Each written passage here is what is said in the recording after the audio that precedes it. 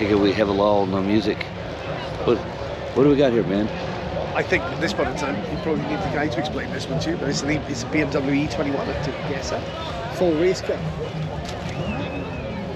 What an incredible looking car that is. It's like an early 80s I mean, look, masterpiece. Look, yeah. Lighten the door handles. Look, I mean, that's when you're talking race car, when everything's stripped out. Every single piece is lightened, stripped, drilled. You know? Look at the floor of it. You ever seen a race car look that tidy? It's immaculate. That is the mintest race car I've ever seen in my entire life. Got the buttons for the... I've never seen that before. That's all new to me.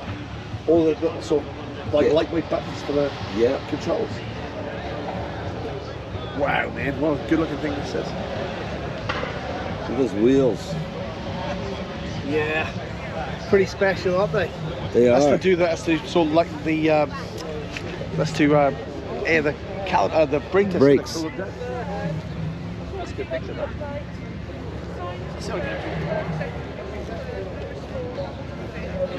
open the bonnet for us. Yeah, thanks. It's only a 1.1. 1.1? Really? It's 90 kilos, there's not a lot of weight to it. 90 kilos? Not 900 kilos. Yeah. Sorry, my brain was just trying to... Oh man. Wow. Yeah, that's some 1.1. Yeah. 1.1 V8. That's an incredible car, man. So, when did you build it? We've not finished yet. It's still it's taken us 12 years to build it. When did you find such a mint E21 to kick off with? No, it was a I found two E21s that were in Scotland. Yeah. Hadn't traded down, they've been in a barn for 10 years.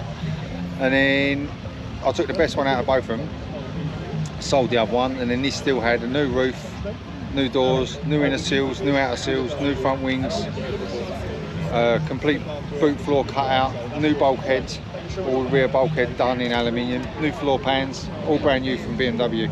Wow. BMW still carry all the stock parts? They did 11 years ago. Oh yeah, I mean, I guess there's none left now. You can't get them now, but back then it was all that all turned up in a BMW box, same with the doors, same with the inner and outer seals.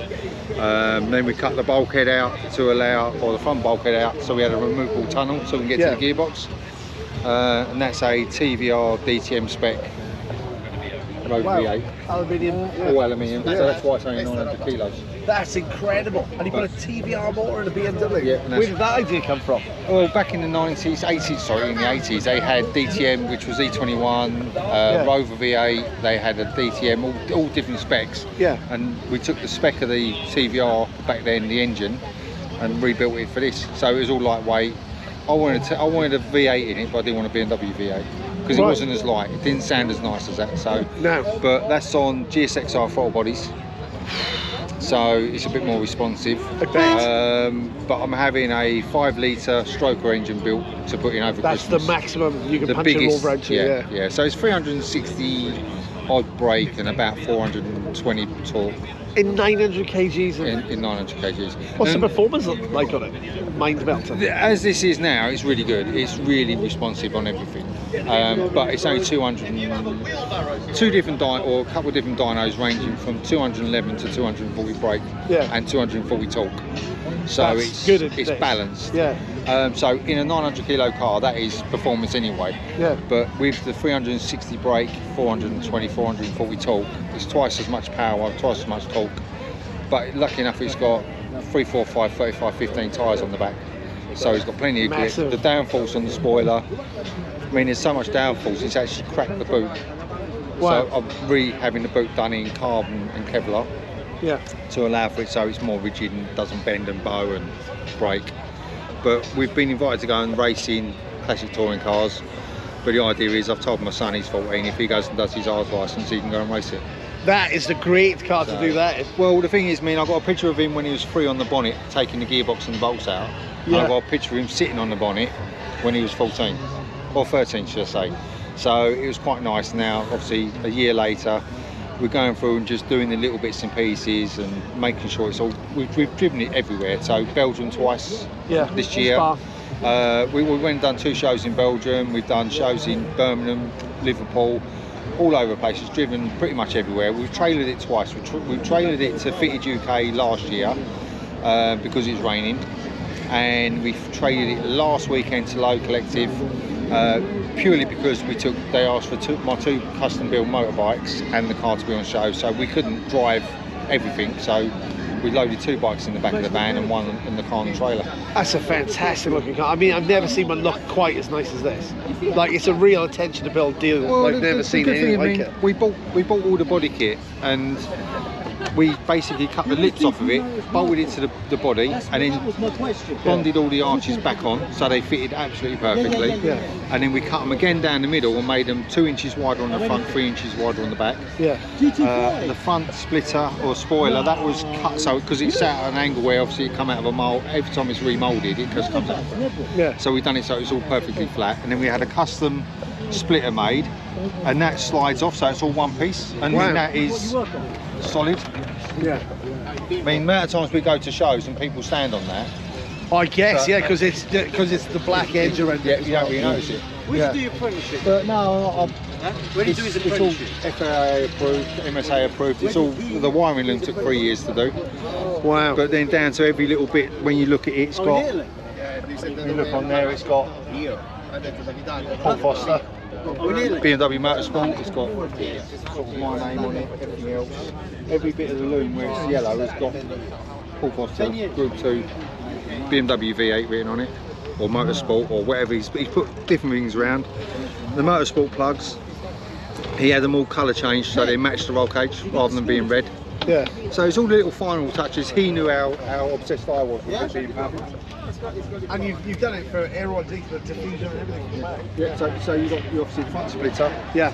Then you've got airflow. The vents have been changed to force air in to cool it down. Yeah. Rather than letting the air out, you're forcing it in to cool down because obviously it goes down as well. Yeah. Then you've got the rear diffuser that was designed to work with that, and then the rear spoiler that was designed to work as a complete package with the turbo fans. I can't believe how much detail you've put into it. It's an amazing car. Well, it's not.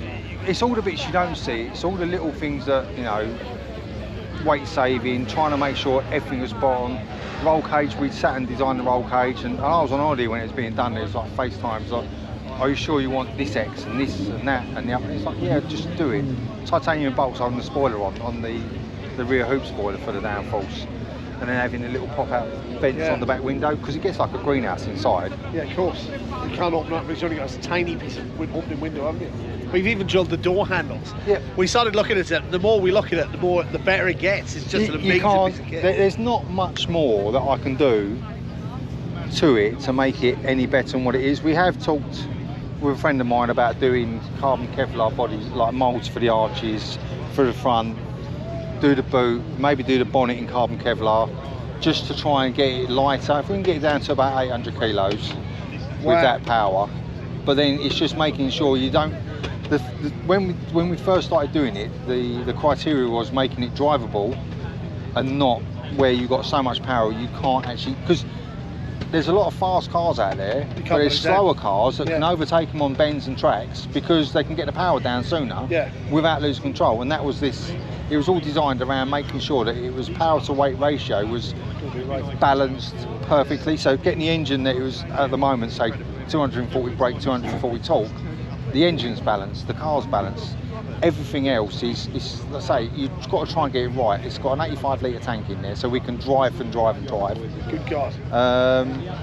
But yeah, there's not a lot I can really change on it now.